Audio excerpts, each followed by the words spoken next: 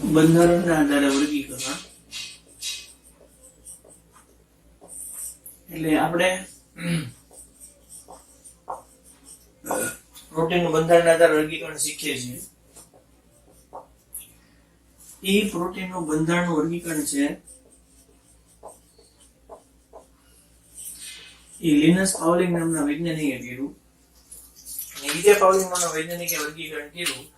એમાં એને પ્રોટીનના 4 પ્રકારમાં એને વહેંચ્યા. એમાં આવે પ્રોટીનનું પ્રાથમિક બંધારણ, પ્રોટીનનું આવે દ્વિતીયક બંધારણ, પ્રોટીનનું આવે તૃતીયક બંધારણ અને પ્રોટીનનું આવે ચતુર્થક બંધારણ. હવે આ પ્રશ્ન છે એ આમ જોવા જઈએ તો MCQ રિલેટેડ જ વધારે અગત્યનો છે. કોની અંદર કયા પ્રકારના બંધ બને અને એ જોવાનું આવે છે. બરાબર. જો આને આવી રીતે પ્રોટીનનું બંધારણ આપ્યું ને એની માટે એને નોબેલ પારિતોષિક આપવામાં આવ્યો તો 1954 સાઈડ. આ પ્રાથમિક બંધારણ હોય તેની અંદર શું આવે?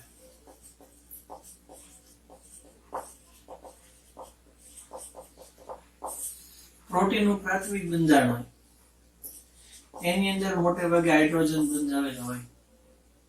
બરાબર.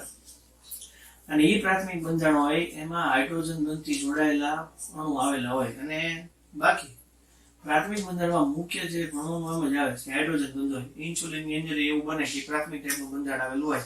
પ્રાથમિક બંધારણ હોય આવી રીતનું હોય, રેખીય સ્વરૂપે ગોઠવાયેલા પરમાણુની શૃંખલાઓ જોઈએ મોટા ભાગે. એટલે આવી રીતનું ગોઠવાયેલા અણુની શૃંખલા જોવા મળે.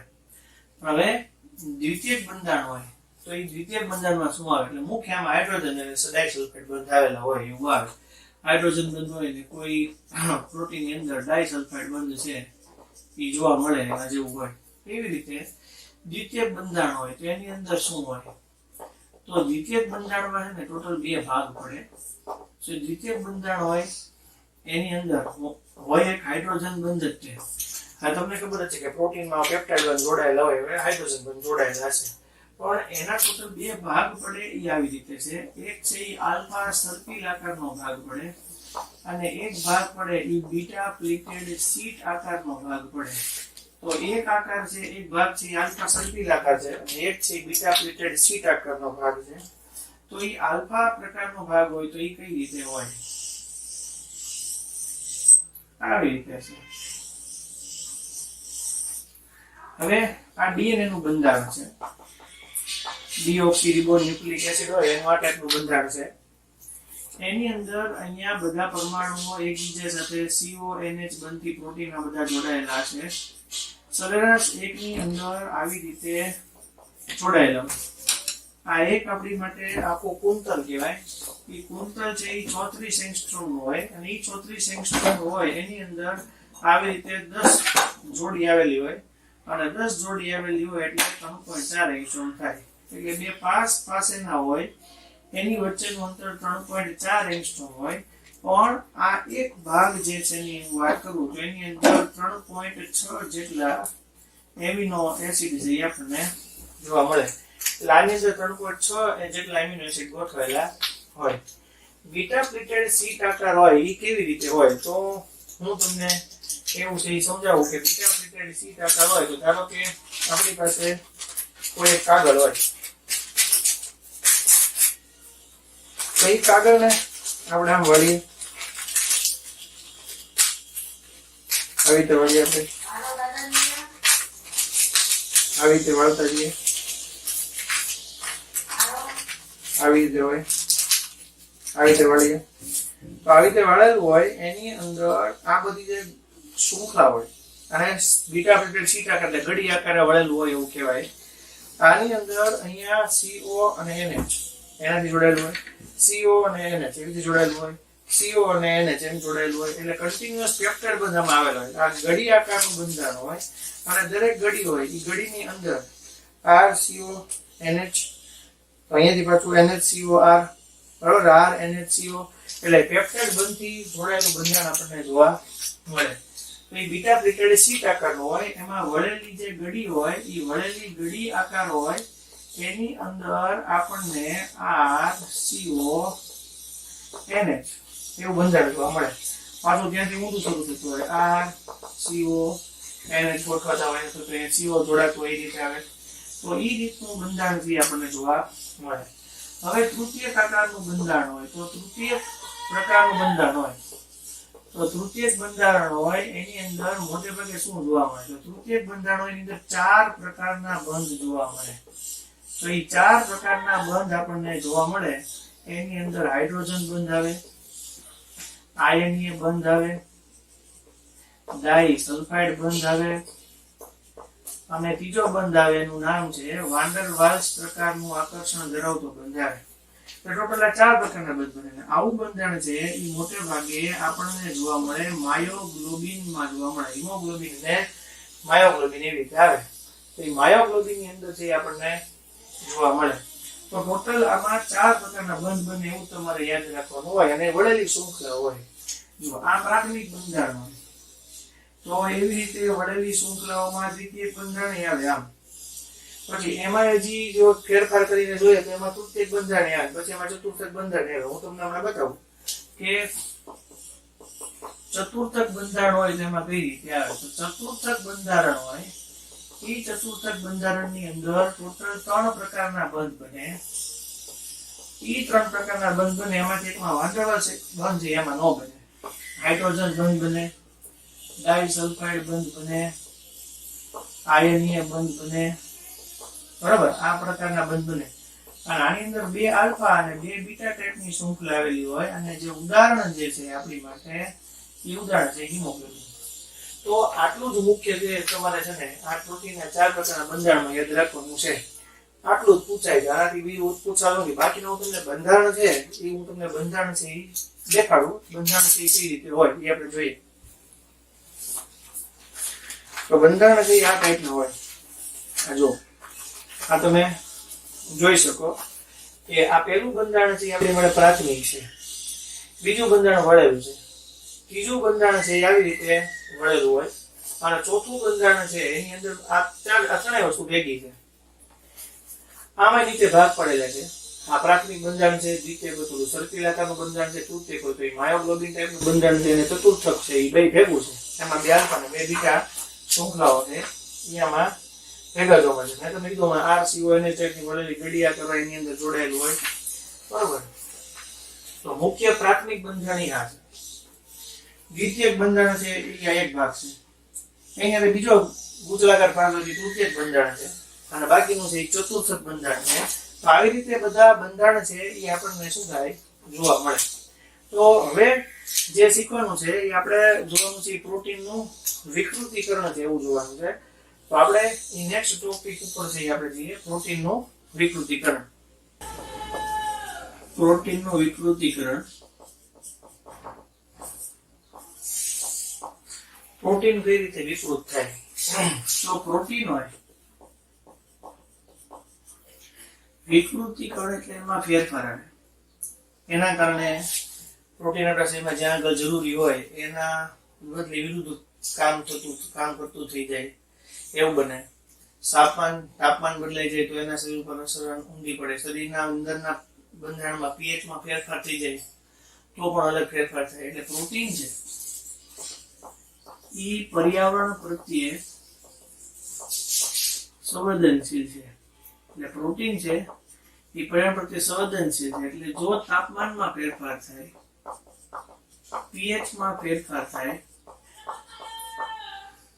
પ્રોટીન પર્યાવરણ પ્રત્યે સંવેદનશીલ છે. જો તાપમાનમાં ફેરફાર થાય, પીએચમાં ફેરફાર થાય, પછી આપણે એમ કહીએ કે એસિડ અને બેઝ ઉપરાંત દ્રાવકોમાં ફેરફાર થાય અને હજી એવું આવે કે પ્રક્ષાલકો. આ બધા ફેરફારને કારણે પ્રોટીન છે એ પોતાનું વિકૃતિકરણ આપે. સામાન્ય ઉદાહરણ છે તાપમાનમાં ફેરફાર.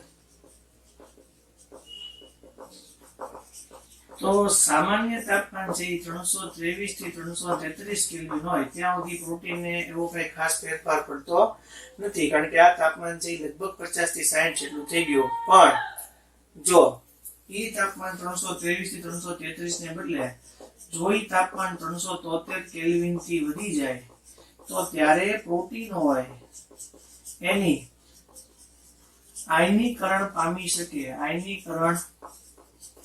શકે તેવી લાક્ષણિકતામાં ફેરફાર આવે છે. પ્રોટીનની લાક્ષણિકતા બદલાય, એમ લાક્ષણિકતામાં બદલાવ આવે અને ત્યારે આવું પ્રોટીન છે ઈ વિકૃતિ પામે અને અદ્રાવ્ય અવક્ષેપમાં ફરી જાય, અદ્રાવ્ય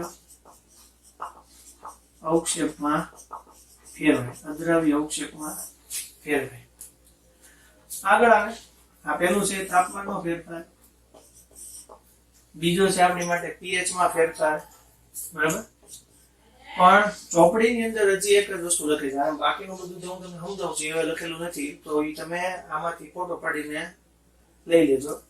બીજું લખેલું છે કે આપણે દૂધમાંથી દહીં બને, તો દૂધમાંથી દહીં બને તો એ દહીં છે ઈ ફેરફાર થઈ ગયો. દૂધની અંદર તો પ્રોટીન ઘટક આવેલા જ હોય, તો દહીં બની ગયું તેનું કારણ છે કે એની અંદર જે લેક્ટેજ ઉત્સેચક આવેલો હોય, લેક્ટેજ ઉત્સેચક આવેલો છે,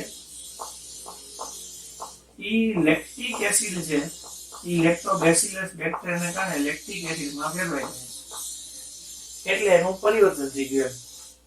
હવે પીએચ માં ફેરફાર હોય તો શું થાય કે પ્રોટીન હોય એની અંદર ઈ પ્રોટીન હોય એમાં ધારો કે તમે એસિડ કે બેઝ નો શું કરો, ઉમેરો કરો. એટલે પ્રોટીન ની અંદર ધારો કે આપણે ઉમેરવામાં આવે, એસિડ ઉમેરવામાં આવે કે બેઝ ઉમેરવામાં આવે, તો પ્રોટીનમાં તમે જ્યારે એસિડ ઉમેરો છો કે જ્યારે તમે એમાં બેઝ ઉમેરો છો ત્યારે એના આકર્ષણ બળો તૂટે, અને આકર્ષણ બળો તૂટે એટલે એમાં હાઇડ્રોજન બંધ તૂટે અને અન્ય બંધો પણ શું થાય, જો હોય તો અન્ય બંધો છે એ પણ શું થાય, તૂટે. જો એની અંદર ક્લિનિકલ કેમિસ્ટ્રી ટેસ્ટ, વૈદ્યકીય રાસાયણિક કસોટી કરવામાં આવે, આને બોલાય આપણે ક્લિનિકલ કેમિસ્ટ્રી ટેસ્ટ. તો આપણે ક્લિનિકલ કેમિસ્ટ્રી ટેસ્ટ કરીએ, વૈદ્યકીય રાસાયણિક કસોટીને ગુજરાતીમાં કહેવાય, તો એમાં ક્લોરોએસિટિક, ટ્રાયક્લોરોએસિટિક એસિડ નો ઉપયોગ થાય. હવે જો આ આપણી માટે એસિટિક એસિડ છે, ઇથેનોઇક એસિડ છે, આમાં રહેલા 3 હાઇડ્રોજનનું આપણે શું કર્યું, વિસ્થાપન કર્યું, હાઇડ્રોજનનું વિસ્થાપન ક્લોરીન વડે કર્યું, તો ટ્રાયક્લોરોએસિટિક એસિડ થાય.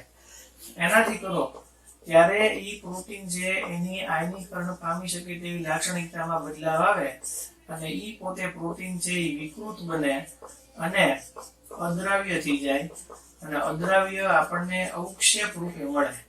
ઈ જ્યારે કોઈ પણ વસ્તુ આપણને પાણીમાંથી કે કોઈ પણ માંથી અદ્રાવ્ય અવક્ષેપ રૂપે મળતી હોય તો અદ્રાવ્ય અવક્ષેપ રૂપે મળે ત્યારે એને આપણે શું થયું કહેવાય, સ્કંદન પામ્યું કહેવાય.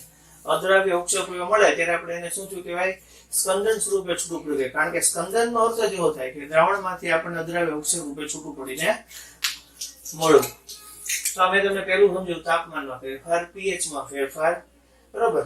તમારે જરૂર પડે તો ફોટો પાડી નાખો, બરોબર. હવે હું ત્યાંથી તમને આગળ સમજાવું છું કે દ્રાવકમાં ફેરફાર અને પ્રક્ષાલકો. તો દ્રાવકમાં ફેરફાર છે એ શું આવે અને પ્રક્ષાલકોમાં છે એ શું આવે, તો આપણે જોઈએ.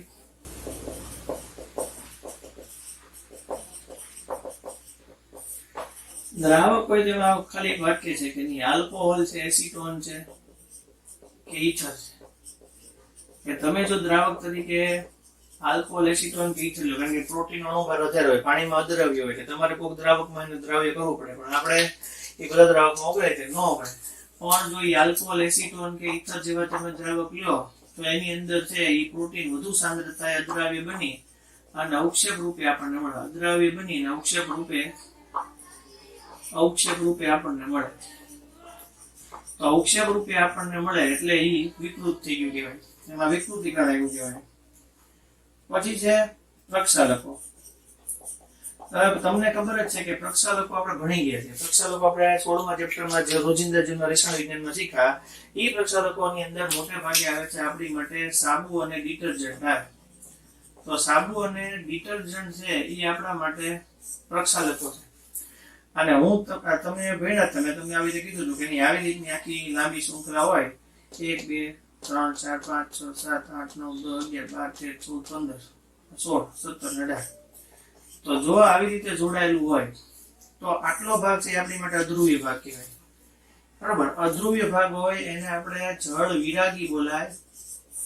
અને આટલો ભાગ જે ધ્રુવીય હોય, બરોબર, COO- એને આપણે જળ અનુરાગી કહેવાય. તો જે અપાકર્ષણ પામે એ જળ વિરાગી ભાગ પામે, અને એ જળ વિરાગી ભાગના અપાકર્ષણને કારણે એ જ જળ વિરાગી ભાગના અદ્રાવ્ય બની અને અવક્ષેપ રૂપે છૂટું પડે. એટલે અદ્રાવ્ય બની અને અવક્ષેપ રૂપે છૂટું પડે એટલે પ્રોટીન છે એ વિકૃત થઈને આપણને બીજા સ્વરૂપે જોવા મળે. તો ત્યારે આપણે પ્રક્ષાલકોને કારણે પ્રોટીન વિકૃત થાય, દ્રાવકને કારણે વિકૃત થાય, પીએચમાં ફેરફાર અને તાપમાનને કારણે વિકૃત થઈ શકે. બુક લેવલે બહુ નાનું આપેલું છે. આ બધું જૂની બુક અને બીજી વધારાની બુકોનું ભેગું થયેલું છે. તો એ તમને ખબર પડે કે નહીં, દ્રાવકમાં ફેરફાર હોય આ ત્રીજો મુદ્દો, અને પ્રક્ષાલકમાં ફેરફાર હોય તો આ ચોથો મુદ્દો થાય. હવે આટલું જ તમને પ્રોટીન વિકૃતિ ગણાવવું છે. હવે ત્યાંથી આપણે આગળ જોવું છે, એ આપણે પ્રોટીનના બાકીના બંધારણો છે એ જોઈ લઈએ, અને પછી આપણે MCQ પર જઈએ. આપણે આની પહેલા 10 પ્રોટીનના બંધારણો શીખ્યા હતા. એમાં આપણે ગ્લાયસિન, વેલિન, એલાનાઇન, ફિનાઇલેલાનાઇન, લ્યુસીન, આઇસોલ્યુસીન, ગ્લુટામિન, એસ્પાર્જિન, એસ્પાર્ટિક એસિડ અને ગ્લુટામિક એસિડ. તો હવે જે આપણે શીખવા છે બીજા નવા શીખવા છે. બરાબર, 10 હતા, બીજા 10 છે. 1 2 3 4 5 6 7 8 9 ને 10. એટલે ટોટલ 20 એમિનો એસિડ છે. એ આપણને પરીક્ષામાં પૂછાય. તો જો આગળના બધા યાદ હોવા જોઈએ. H, CH3, CH2 અને ફિનાઇલ. H હોય તો ગ્લાયસિન, CH3 હોય તો એલાનાઇન, ફિનાઇલેલાનાઇન. બરાબર, પછી આઇસોપ્રોપાઇલ હોય તો વેલિન. પછી આપણે દ્વિતીયક બ્યુટાઇલ, આઇસોબ્યુટાઇલ. બરાબર, એટલે લ્યુસીન, આઇસોલ્યુસીન. પછી આપણે જોયું હતું કે એસ્પાર્જિન હોય તો કઈ રીતે આવે, CH2CO NH2 આવે. એક CO વધી જાય તો એ ગ્લુટામિન થઈ જાય. એવી રીતે ગ્લુટામિક એસિડ CH2CO COOH આવે. બરાબર છે, CH2C2OH, પછી CH2COOH આવે. તો એ આપણે બધું યાદ હોવું જોઈએ. સમજાણું? તો યાદ હશે તો એ તમને છે ને એ પરીક્ષામાં પૂછાણું હશે એવું એમિનો એસિડનું બંધારણ, તો એ આપણને આવડીએ છે. તો હવે આ જે છે એમાં R આપણે શીખ્યા એમિનો એસિડ, એમાં R શું છે આપણે જોવું છે. તો અહીંયા R ની જગ્યાએ જો આપણે CH2OH મૂકીએ તો એ આપણી માટે સિરીન છે. બરાબર, તો આપણે યાદ રાખવા માટે આમાં તે મેથડ તો વાપરશું છે. એમાં હું યાદ રાખ્યું કે આપણને ખબર છે ને. બરાબર છે, તો ગૌલી, હા, ગૌલી કા ફ્રેન્ડ કોણ એવું આપણે જોયું હતું. બરાબર ને, તો અહીંયા જોઈએ આપણે STYCM. બરાબર,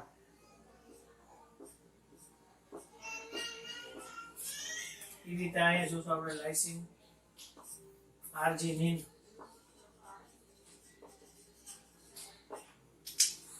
બરાબર, આ એક એમિનો એસિડ છે એ આપણા માટે દ્વિતીયક છે. આ આખા એમિનો એસિડનું બંધારણ છે.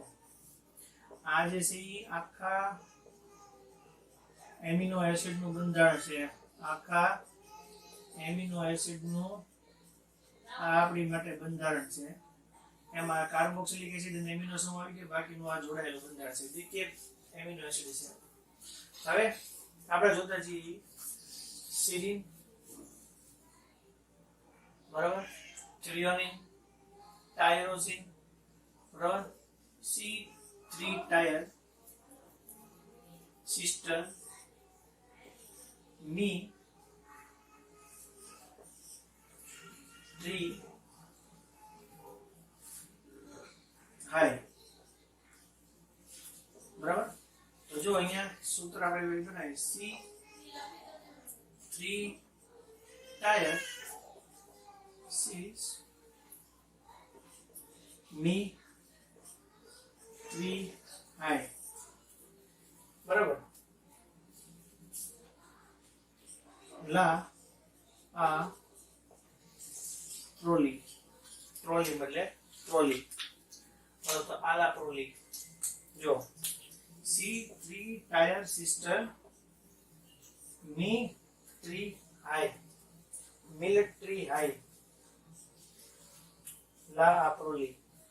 બરાબર. તો C ઉપરથી સિરીન છે, તો CH2OH. આ આપણા માટે આપણા માટે ઊંધું શાખા થઈ ગયું. બરાબર. એટલે CHOH અને CH3 થઈ ગયું, એટલે થ્રીઓનિન થઈ ગયું. બેન્ઝીન રિંગમાં આ બાજુ CH2 છે ને અહીંયા OH છે, એટલે ટાયરોસિન થઈ ગયું. હવે તમે જો OH ની જગ્યાએ જો SH હોય તો એનું નામ સિસ્ટાઇન છે, સિરીન, અને આ છે સિસ્ટાઇન. અને અહીંયા CH2 CH2S અને વચ્ચે CH3 આવી જાય O ની બદલે, તો એ આપણી માટે મિથિયોનિન છે. તો પહેલા આટલા યાદ રાખવાના, CH2OH હોય તો સિરીન છે, પછી CHOH અને CH3 છે. બરાબર. તો આપણા માટે થ્રીઓનિન છે, થ્રીઓનિન છે. બરાબર. એવી રીતે CH2 અને OH હોય તો ટાયરોસિન, CH2OH એટલે CH2S હોય તો સિસ્ટાઇન, આ સિરીન અને આ સિસ્ટાઇન, આ વચ્ચે થ્રીઓનિન અને ટાયરોસિન. વચ્ચે S આવી જાય તો મિથિયોનિન છે. હવે આ બંને બંધારણ છે એમાં તમારે જો આટલો ભાગ છે એના જેવો છે, દેખાય છે. પણ એમાં એક બાજુ જો CH2 છે તે જોડ્યું, આટલો ભાગ તો ફિક્સ છે, ખાલી વધારાનું બેન્ઝીન જોડેલું છે. બરાબર. તો એ આપણા માટે હિસ્ટીરીન અને એનો ભાઈ થઈ ગયો. બરાબર. તો એ આપણા માટે બંધારણની અંદર જે આવે છે જોડેલું એ ટ્રિપ્ટોફાન TRPW છે. યાદ છે ટ્રિપ્ટોફાન TRPW? તો અહીંયા ટ્રિપ્ટોફાન અને TRPW છે. તો યા આપણી માટે ટ્રિપ્ટોફાન થઈ ગયું, TRPW. સો અહીંયા CH2 આ આટલો ભાગ ફિક્સ જ છે આપણી માટે, આની હારે જોડેલો આ ભાગ ફિક્સ છે. એની હારે બેન્ઝીન જોડાયેલું છે તો એ આપણી માટે ટ્રિપ્ટોફાન છે. બેન્ઝીન નથી જોડાયેલું ને ખાલી એટલો ભાગ જ છે તો એ આપણી માટે હિસ્ટીડીન છે. એટલે આ બે અલગ યાદ રાખવાના. આ તમને એટલા માટે યાદ રાખવા માટે કીધેલું છે કે ખાલી OH ની જગ્યાએ SH આવી જાય છે એટલે તમારું બંધારણ બદલાઈ જાય છે. બરાબર.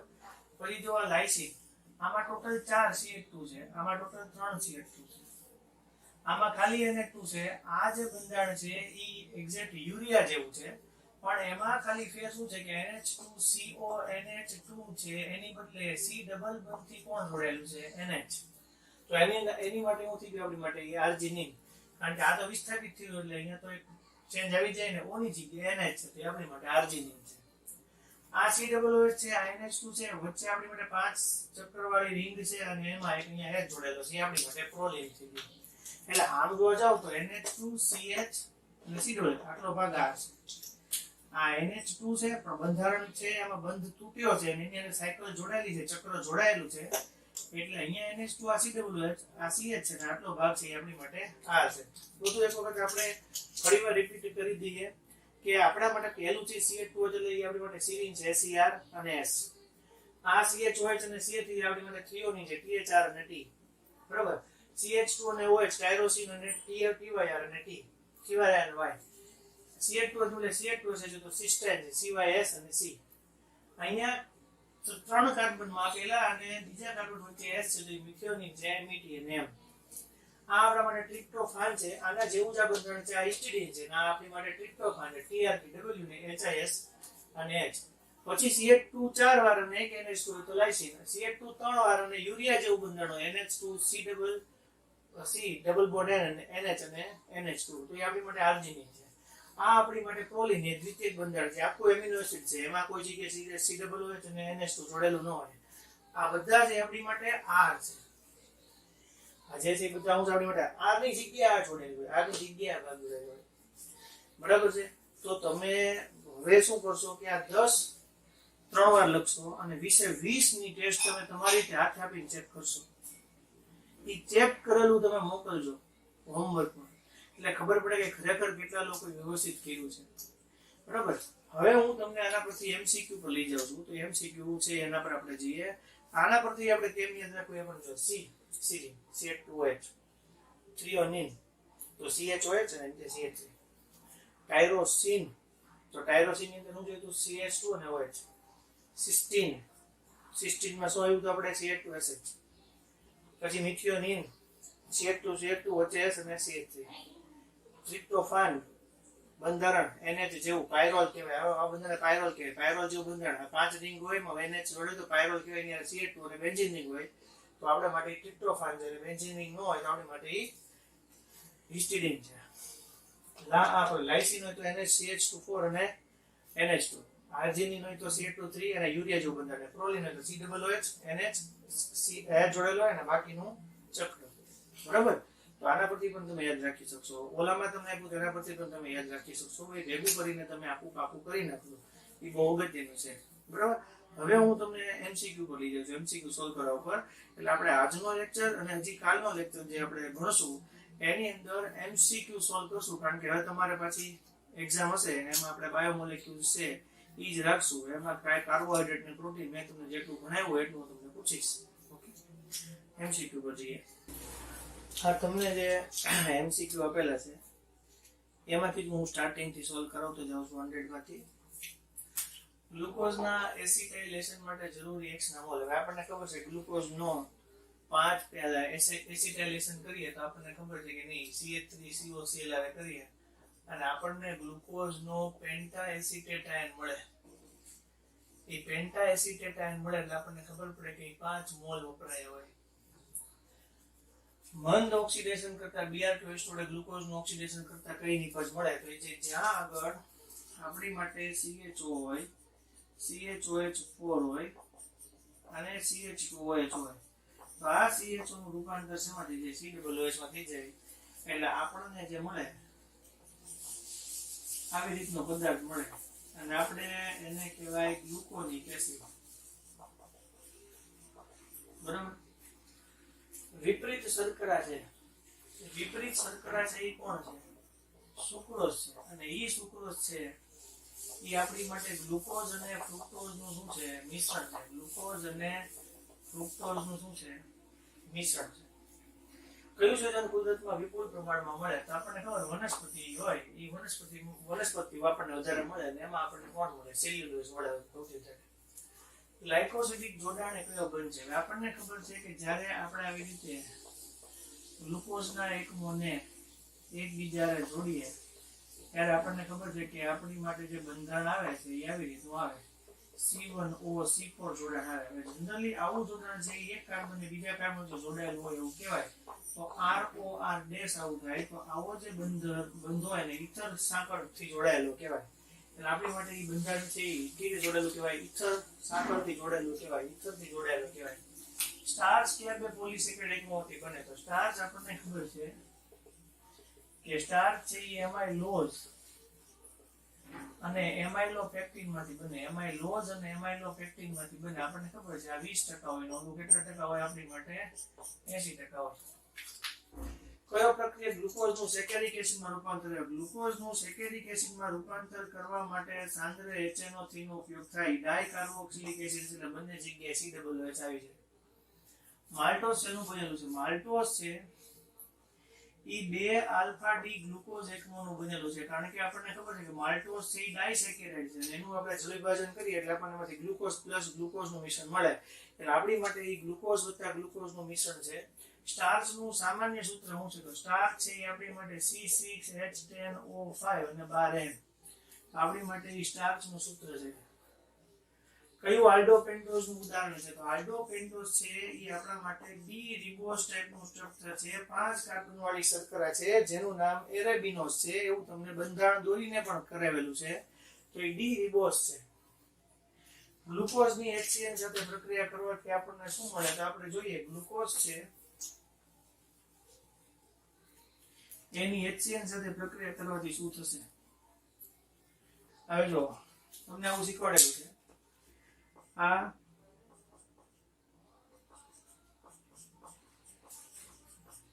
આવી રીતે છે. આની પ્રક્રિયા આપણે HCN હારે કરીએ તો તમને આવું શીખવાડતું કે અહીંયા ત્યાં બંધ તૂટે એટલે આવો માઇનસ આવે ને H પ્લસ આવે. આની હારે OH આવે અને અહીંયા CN આવે. આ H જોડાયેલો છે. અહીંયા આપણી માટે CHOH અને 4 આવશે. અહીંયા CH2OH આવશે. હવે આપણી માટે આ એક કાર્બન અલગ થઈ ગયો જે CHOH વાળો થઈ ગયો અને ઉપર આવી ગયું સાયનાઇડ. નીચે બીજા CHOH4 તો છે જ તે, અને આ CH2OH છે, એટલે આપણે આને રીતે લખ્યું. હવે આનું જળ વિભાજન કરીએ તો તમને શીખવાડ્યું હતું કે સાયનાઇડ નું જળ વિભાજન કરીએ તો આપણને શું મળે? કાર્બોક્સિલિક એસિડ મળે. તમને હું શીખવાડ્યું હતું કે આપણી માટે 3 સાયનાઇડ જોડેલા બંધ તૂટે એટલે આપણને CO અને OH મળે. અહીંયાથી આ 3 બંધ તૂટે એટલે એની હારે H જોડાયેલો હોય એટલે એમોનિયા મળે. તો આપણા માટે અહીંયા આવશે કાર્બોક્સિલિક એસિડ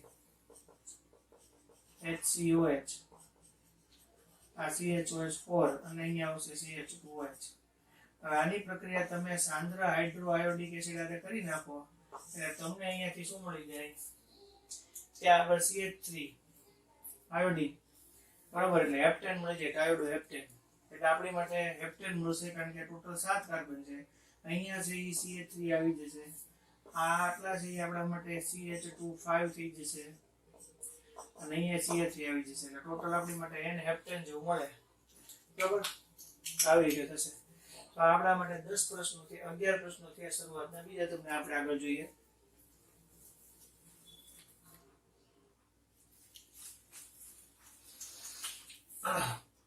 12મો પ્રશ્ન છે શા વિટામિન એ જોવા મળે?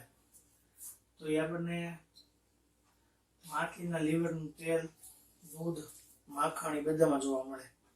એટલે માછલીના લીવરનું તેલ, માછલીના યકૃતનું તેલ, દૂધ, માખણ બધામાં જોવા મળે. એટલે એમાં તમારો જવાબ છે એ લગભગ બધા જ આવે. વિધાન બધા જ આવે. વિધાન શું છે? કે વિધાન તમને 4 આપેલા છે, એની અંદર બંધારણ એવું કીધેલું છે કે આનું બંધારણ છે. બધા પ્રશ્નોના જવાબ સાચા છે. હવે તમને એવું શીખવાડું હતું કે ગ્લુકોઝની અંદર જે અસમ કાર્બન આવે એ અસમ કાર્બનની સંખ્યા 2 ની ઉપર 4 ઘાત થાય. 2 ની ઉપર 4 ઘાત થાય એટલે ટોટલ સમઘટકો છે એ 16 થાય. અને 16 સમઘટક થાય એટલે તમને આવું શીખવાડું છું કે 8 ડી આવે અને 8 શું આવે? એલ આવે. એનોમર વાળા બંધારણ કયા છે? તો તમને આવું શીખવાડેલું છે કે નહીં? આ C હોય, આ H હોય, આ OH હોય. અહીંયા H અને OH આવે, અહીંયા OH અને H આવે, અહીંયા H અને OH આવે, આ H આવે ને અહીંયા OH આવે ને અહીંયા CH2OH હોય. પણ આ જે 5મો કાર્બન હોય એની વચ્ચે શું જોવા મળે? આવી રીતે ઓક્સિજન જોવા મળે.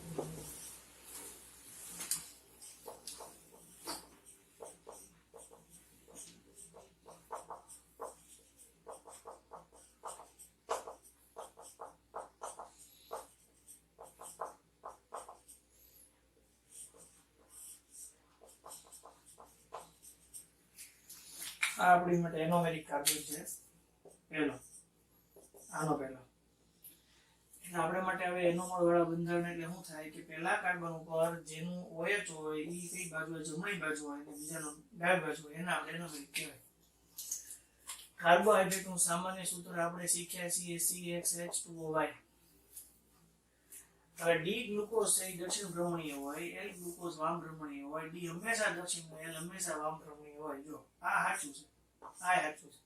પણ આપણને એ પોલારીમીટર થી ખબર પડે ને કે દ્રાવણ બનાવેલું ભર્યું હોય એની અંદર જે અધ્રુવીભૂત પ્રકાશમાંથી ધ્રુવીભૂત પ્રકાશ થાય, એમાં જમણી બાજુ છે, ડાબી બાજુ છે, એના પરથી ખબર પડે ને. એમને તો ખબર ન પડે.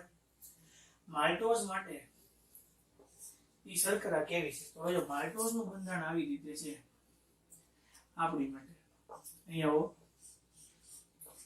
માલ્ટોઝ આપણી માટે 2 ગ્લુકોઝ નું બંધારણ છે, અને 2 ગ્લુકોઝ નું બંધારણ છે આવી રીતે છે.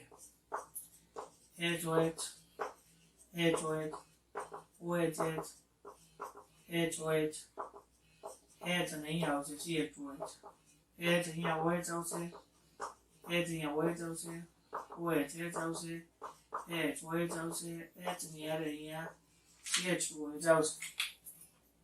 આમાંથી તમે OH કાઢો, આમાંથી તમે H કાઢો, બેની વચ્ચે ઓક્સિજન રહે. હવે આના પરથી આપણે શું કહેવાનું છે કે અહીંયા તમારા માટે પહેલો કાર્બન છે, ત્યાં જો તમે CHO આલ્ડીહાઇડ સમૂહ બને એમ છે. એવું અહીંયા નથી થઈ પણ અહીંયા થઈ કેમ છે?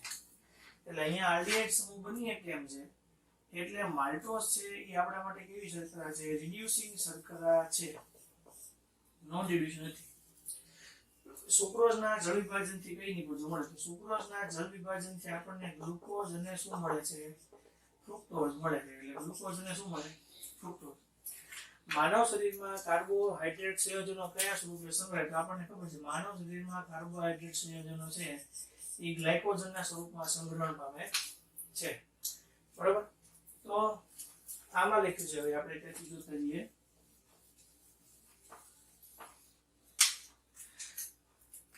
આલ્ફા ડી ગ્લુકોઝ અને બીટા ડી ગ્લુકોઝ છે એનોમર છે, એનાન્સિયોમર નહીં. એનાન્સિયોમર એટલે એકબીજાના પ્રતિબિંબ થાય.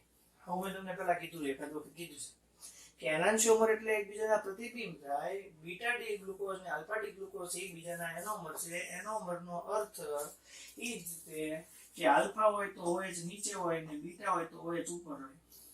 બરાબર. આટલો જ ફેર. એમાઇલોઝમાં જોડાણ થઈ ગયું હોય. એમાઇલોઝમાં જોડાણ છે C1OC4 છે અને એમાઇલોપેક્ટિન છે.